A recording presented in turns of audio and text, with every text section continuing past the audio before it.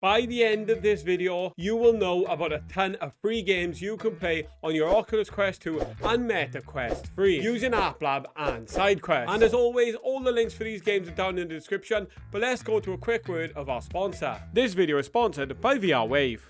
VR Wave make incredible prescription lenses for VR headsets, along with selling fantastic accessories like face covers, halo straps and many others. As of right now, you can order your Meta Quest 3 prescription lenses with a special magnetic design that can be used to correct nearsightedness and astigmatism, or you can get them to filter out blue light to reduce eye strain. The best part about it is that they offer worldwide shipping, so no matter where you are, you can take advantage of their amazing products. Head over to www.vrwave.store or head down in the description where I'll put a link. So first up then is Royal Popper. Now this is not about popping zits on some of the royal family's faces, as entertaining as that would be. Hello Philip, can you pop these spots for me? This is a virtual reality game centered on popping balloons to secure a place on the leaderboards. It is effectively popping balloons. Not quite as exciting. So next up is the Into the Dungeon demo. Now this is an early access demo for an up and coming VR dungeon crawler that is built like an escape room, where the goal is to find Mjolnir, that's right, Thor's hammer. You'll need to practice all the essential mechanics of the game in order to do so, from combating to platforming physics. Next up then we have Haunt and Seek. Now Haunt and Seek is a VR game that transforms hide and seek into a chilling experience with player versus player puzzles and time survival modes, promising spine-tingling thrills. In PvP, players face friends and AI foes, strategizing for survival in a haunting setting. Puzzle mode challenges teams of up to 5 to solve cryptic puzzles and conquer frightful obstacles within a timed escape room to secure elusive keys before the time expires. Next, we got the Labyrinth of the Forgotten. This game is a small-scale experimental project centered around escaping a dark labyrinth by solving physical puzzles. I know when we're talking about Labyrinth, there is no David Bowie here. Players will navigate through challenges within the labyrinth to acquire a golden key, a crucial element needed for their escape. Note that this game is currently in its pre-release phase and is a work in progress. Next up then is Astro Harvest. Now this is a lively VR game set in a cosmic farm where your mission is to safeguard these playful fruits from pesky aliens. And all you've got to do is grab high powered fruit blasters and zap away those intruders with a simple vacuum and shooting mechanism. So next up then is Factory Run VR. Now this is a game where players navigate through endless series of obstacles, collecting coins along the way. The gameplay involves specific arm movements, punching to collect coins, swinging arms up to jump, swinging down to slam obstacles. It's basically another form of Subway Surfers, just in virtual reality. So next up is Cuddlefish. Now have you ever wanted to cuddle a fish? No? Me neither. I mean, this is an augmented reality game introducing virtual fish into your home environment, where players can interact with digital creatures by feeding them and petting them, fostering a sense of companionship. As a relationship progresses, the fish offers a decorative item to customize the player's space, adding elements like jellyfish themed decorations or seaweed inspired design.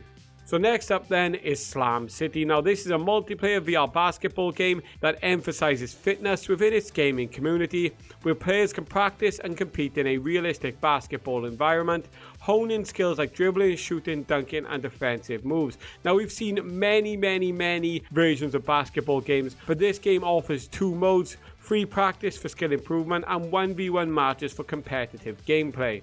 So next up then is Virtual Sports, which is currently in beta. Now this offers a VR fitness experience, allowing users to cycle, run and row through virtual environments. Participants can engage in multiplayer challenges or compete against AI opponents, all while tracking their progress using the Virtual Sports mobile app. So next up then is Free Runner Championship. Now Free Runner Championship is a competitive VR parkour game focused on climbing the global leaderboards, where the game challenges players with precision focused gameplay across 5 intense levels, aiming for flawlessly executed parkour runs, where each move determines success or failure. So next then is Spaceline VR, which is currently a prototype. This offers a preview of Spaceline's game's immersive VR experience, placing players in a spaceship cockpit for a racing adventure. This game allows exploration of flight mechanics, aiming to gather feedback before the full game's development.